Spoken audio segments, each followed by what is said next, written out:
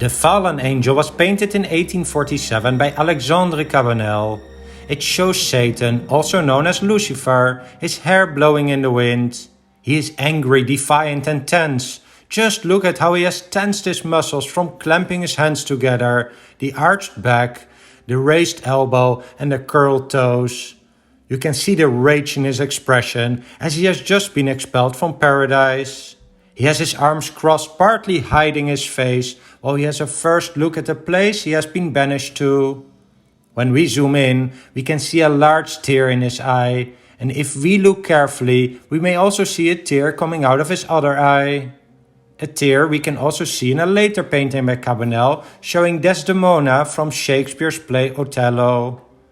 Are these tears of sadness over being expelled from heaven, or does it reflect his wounded ego?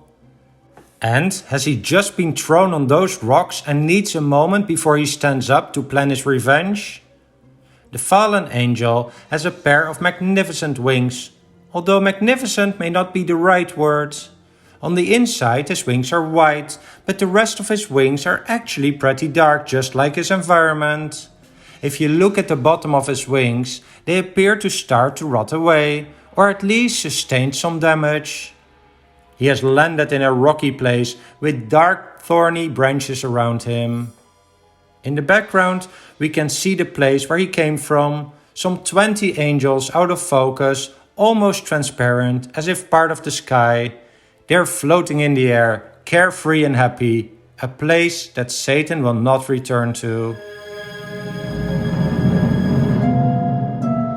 Alexandre Cabanel was only 24 years old when he painted this work.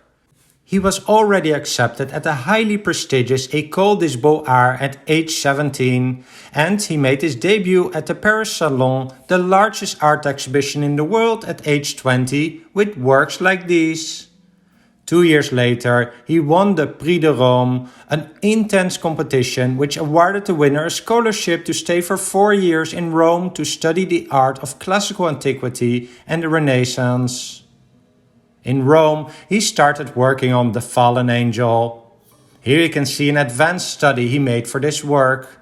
Unfortunately, I didn't find a high-resolution image of this study, but when we put them next to each other, we can see that there are many similarities, like the rocky landscape, the pose of his legs, and the angels floating in the background. However, there are also some important differences. Most noticeable is the position of his arms and head, whereas the study shows him as defeated, looking down with one hand on his head. The final version shows his defiance and of course those piercing eyes, and that is probably the aspect that has made this painting so popular. Furthermore, the dark clouds are much more present, distracting somewhat from the figure of Lucifer. Also, notice how the final version contains the thorny branches which are absent in the study. The influence of the art he witnessed in Rome is clearly visible here, mostly in the body of Lucifer, which resembles that of a Greek mythological hero. The angels in the background are inspired by the art from the Italian Renaissance. And if he could paint this masterpiece at age 24, it will not surprise that he developed himself into one of the most popular and influential artists in French history, including his other famous work showing the birth of Venus. When Cabanel submitted this work to the Paris Salon in 1847, he did not receive a lot of praise. Instead, his work was met with a lot of controversy and criticism. Cabanel wrote the following in a letter to a friend: "This is my reward for all the trouble I've caused myself not to deliver a mediocre piece of work." There were several reasons for this. First, such a monumental depiction of a devil was not a subject that was normally depicted by a student of the academy. It may only have been expected from a seasoned artist who earned his marks. And so, they looked at all the inconsistencies. For example, how can the devil have such a beautiful muscular body? For Cabanel, it was a way of expressing that external beauty can be deceiving and that beauty and morality do not always go well together.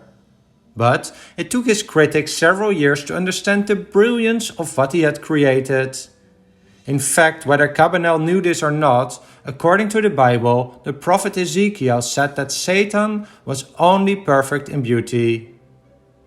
And then there was critique that the body was painted with great skill, but the emotions were very crude. The painting also did not fit with the leading Romanticism style. Well, the expressiveness and subject did, but the lack of bright colors was at odds with the prevailing style of the day.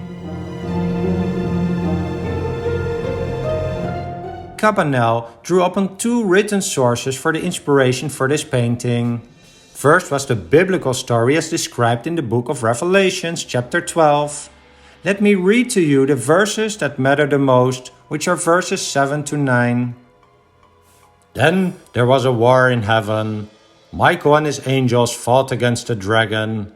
The dragon and its angels fought back, but they were not strong enough. The dragon and its angels lost their place in heaven. It was thrown down out of heaven. This giant dragon is that old snake, the one called the devil or Satan, who leads the whole world into the wrong way. The dragon and its angels were thrown to the earth. So the devil was thrown out, and this is the moment we see in Cabanel's work.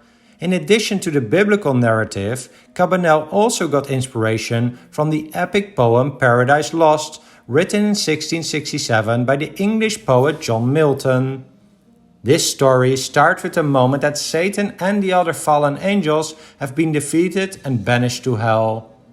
The story actually consists of 12 books and provides much more detail what happened to Satan.